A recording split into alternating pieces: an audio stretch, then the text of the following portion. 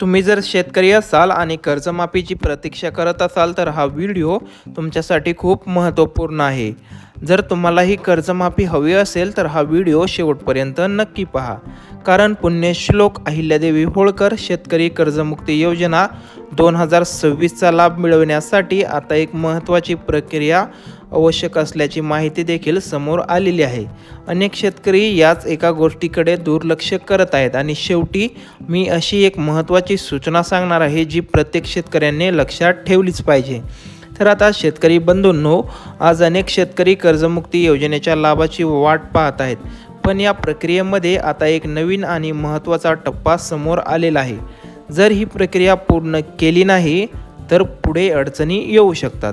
म्हणूनच हा व्हिडिओ तुम्ही शेवटपर्यंत पहा.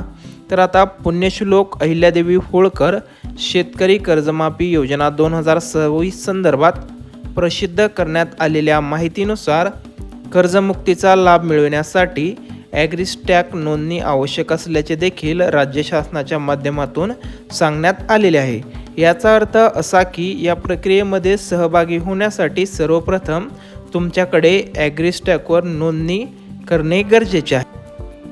पण इथेच एक महत्त्वाचा मुद्दा आहे जो अनेक शेतकरी अजूनही ॲग्रीस्टॅक म्हणजे नेमके काय याबद्दल संभ्रमात आहेत. त्यामुळे हा व्हिडिओ काळजीपूर्वक पाहणे तुमच्यासाठी अतिशय महत्त्वाचे आहे. तर आता यामध्ये सर्वप्रथम ॲग्रीस्टॅक नोंदणी तुम्हाला करून घेणे गरजेचे आहे. ही प्रक्रिया पूर्ण करणे आवश्यक असल्याचे देखील यामध्ये आता राज्य शासनाने नमूद केलेले आहे. आता लक्ष देऊ नये का. दुसरी महत्त्वाची बाब म्हणजे आधार प्रमाणीकरण पूर्ण करणे देखील तेवढेच गरजेचे आहे. म्हणजेच ॲग्रीस्टॅक नोंदणीनंतर आधार प्रमाणीकरणाची प्रक्रिया पूर्ण करणे तुमच्यासाठी तेवढेच आवश्यक देखील आहे.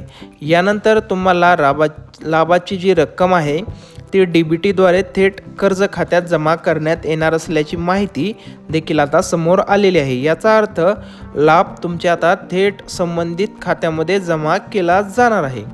याची माहिती राज्य शासनाने दिलेली असून मुख्यमंत्र्यांनी देखील याबद्दल वक्तव्य देखील केलेलं आहे. ही माहिती अनेकांना माहीत नसते, म्हणून ही माहिती इतर शेतकरी बांधवांपर्यंत पोहोचवणे देखील आपले प्रथम कर्तव्य आहे. त्यामुळेच तुम्ही आता ही माहिती तुमच्या सर्व मित्र शेतकरी बांधवांपर्यंत शेअर करणे देखील तितकेच महत्त्वाचे आहे. आता सर्वात महत्त्वाचा प्रश्न म्हणजे नोंदणी कशी करायची. तर आता यामध्ये तुम्हाला ॲग्रीस्टॅक नोंदणी करण्यासाठी तुम्ही डायरेक्टली आता फार्मर ID असं सर्च करून त्या ठिकाणी किंवा जवळच्या CSC सेंटरमधून देखील ॲग्रीस्टॅक नोंदणी करून घेऊ शकता. यानंतर पुढील प्रक्रिया पूर्ण झाल्यानंतर लाभाची रक्कम DBTद्वारे तुमच्या कर्ज खात्यामध्ये जमा करण्यात येईल. यामध्ये आता तुम्हाला कोणतीही घाई करण्याची गरज नाही. अनेक शेतकरी या ठिकाणी घाई करतात आणि हा लाभ मिळण्यापासून वंचित देखील राहतात.